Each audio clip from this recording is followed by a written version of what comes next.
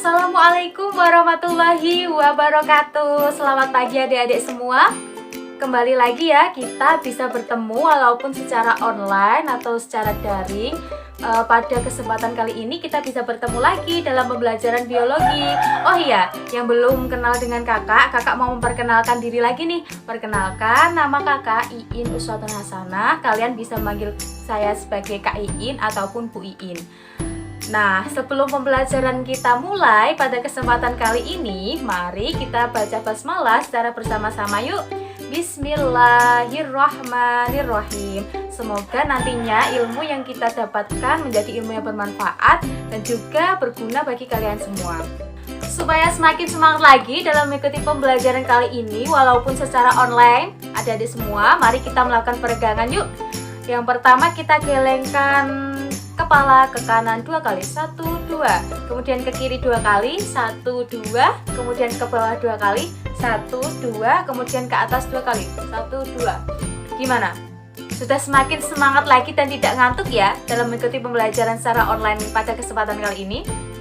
Setelah kemarin kita mempelajari mengenai pertumbuhan dan perkembangan dan juga faktor-faktornya, kakak ada sebuah video nih, coba ditonton ya adik-adik semua.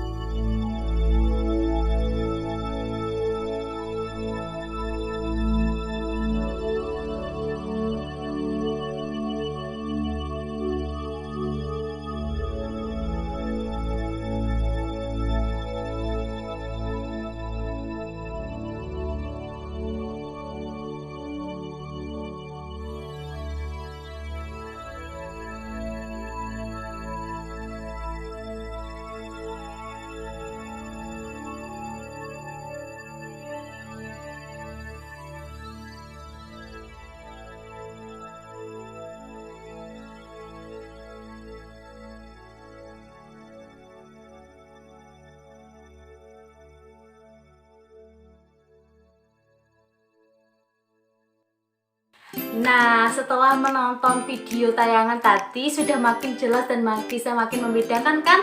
Ada dua tipe perkecambahan tadi, epigel dan juga hipogel. Bedanya apa? Kalau epigel, kotiledonnya itu dia ke atas permukaan tanah ya, ikut terdorong ya. Kalau hipogel, kotiledonnya masih tertinggal di dalam tanah, seperti itu. Nah, supaya kalian tidak bingung lagi, ini ya kakak jelaskan kembali nih, kotiledon itu yang bagian mana ya. Jadi kita lihat nih pada gambar.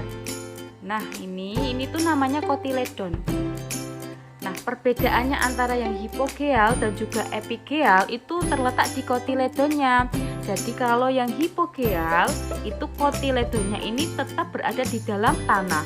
Sedangkan kalau yang epigel yang epigel ini itu kotiledonnya dia terdorong ke permukaan tanah.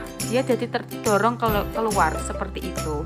Jadi bisa difahami ya adik-adik semua perbedaan antara hipogel dan juga epigel terletak pada kotiledonnya seperti itu. Selanjutnya yaitu faktor dari luar yang mempengaruhi pertumbuhan dan juga perkembangan. Yang pertama ada cahaya. Nah, seperti yang telah kita ketahui bahwa tumbuhan itu mampu membuat makanannya sendiri, salah satunya juga menggunakan perantara dari cahaya. Kemudian yang kedua ada suhu. Jadi suhu itu mempengaruhi pertumbuhan dan juga perkembangan pada tumbuhan ya adik-adik semua. Kemudian yang ketiga ada kelembapan. Nah, kelembapan ini mempengaruhi dalam penguapan air sehingga berkaitan dengan nutrisi ya adik-adik semua. Jadi kelembapan ini mempengaruhi tumbuhan untuk mendapatkan nutrisi seperti itu. Kemudian faktor dari luar yang keempat ada yang namanya nutrisi. Jadi tumbuhan itu memerlukan nutrisi untuk melanjutkan kelangsungan hidupnya. Selanjutnya faktor dari luar yang kelima ada yang namanya air. Nah, jadi air itu sangat berpengaruh terhadap pertumbuhan dari tumbuhannya, adik-adik semua. Karena apa? Karena air nanti berkaitan mengenai proses transportasi ya. Kemudian juga sebagai pelarut, kemudian juga sebagai penekan laju fotosintesis, seperti itu ya adik-adik semua. Kemudian faktor dari luar yang terakhir ada yang namanya oksigen. Nah, oksigen ini nanti akan berkaitan mengenai respirasi aerob untuk menghasilkan energi. Betul sekali. Selanjutnya yaitu faktor dari dalam yang memengaruhi pertumbuhan dan juga perkembangan. Yang pertama ada yang namanya gen. Nah, gen itu apa sih? Jadi, gen itu merupakan sifat yang diturunkan dari induk atau orang tua ke keturunannya. Seperti itu. Misalnya nih ya, ada tumbuhan dari induknya ini sifatnya tinggi dan juga pendek. Nah, itu nanti akan berpengaruh terhadap keturunannya. Seperti itu ya adik-adik ya, bisa dipahami ya. Kemudian faktor yang kedua dari faktor dalam yang memengaruhi pertumbuhan dan perkembangan ada yang namanya fitohormon. Nah, mendengar kata fitohormon atau hormon tumbuhan, memangnya tumbuhan itu ada kaitannya ya sama hormon, bukan manusia saja. Jadi jawabannya di tumbuhan juga ada kaitannya dengan hormon. Nah, hormon pada tumbuhan itu terdiri dari beberapa macam nih.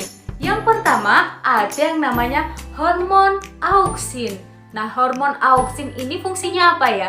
Hormon auksin ini biasa disebut sebagai hormon pertumbuhan adik-adik semua. Jadi, biasanya itu dia terdapat di ujung akar dan juga di ujung batang. Karena pertumbuhan kan ke atas dan juga akar ke bawah. Seperti itu ya adik-adik ya, bisa dipahami ya.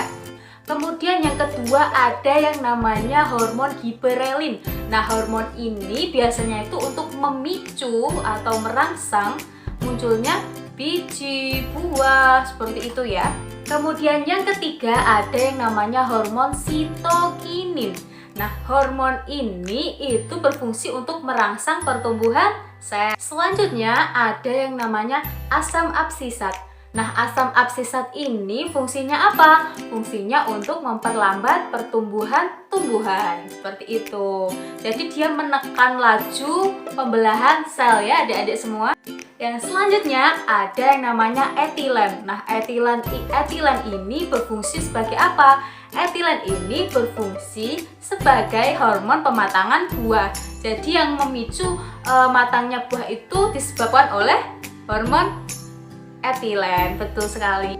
Yang selanjutnya ada yang namanya asam traumalin. Nah, dari kata trauma itu pasti sakit ya adik-adik semua. Jadi kalau kita mengingatnya agar lebih mudah, kita ingat saja trauma, sakit. Berarti asam traumalin berfungsi sebagai penyembuh luka. Seperti itu ya adik-adik semua. Nah, yang terakhir nih ada yang namanya kalin. Jadi kalin itu berfungsi untuk merangsang pertumbuhan dari organ tumbuhan, seperti itu, untuk merangsang tumbuhnya akar, batang, daun. Begitu ya adik-adik semua. Selanjutnya kakak akan jelaskan nih ya mengenai tugasnya. Jadi adik-adik semua nanti akan melakukan praktikum mandiri ya adik-adik. Jadi yang perlu dipersiapkan, yang pertama itu ada 2 buah gelas bekas atau gelas plastik bekas. Nah, masing-masing nanti akan diberikan media tanam yaitu kapas yang dibasahi air ya adik-adik semua. Kemudian masing-masing pot ini nanti diberikan 3 biji kacang hijau ya adik-adik semua. Nah, setelah itu nanti kalian bebas mau menentukan faktor dari luar apa. Misalnya nih cahaya.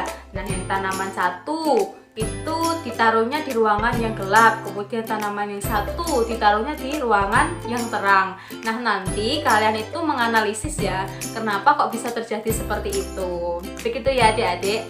Nanti kakak sudah menuliskan teknis atau cara pengerjaannya di link yang nanti kakak share di deskripsi video ini.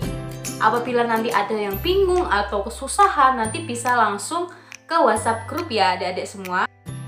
Nah, sekian dulu ya adik-adik pembelajaran pada kesempatan kali ini. Semoga bermanfaat bagi kita semua. Semoga apa yang kita pelajari itu bisa berguna ya adik-adik semua. Nah, mari kita tutup pembelajaran pada kesempatan kali ini dengan bacaan hamdalah secara bersama-sama. Alhamdulillahirabbil alamin. Tetap semangat, tetap jaga kesehatan dan juga tetap ikuti protokol kesehatan. Kakak cukupkan sekian. Wassalamualaikum warahmatullahi wabarakatuh.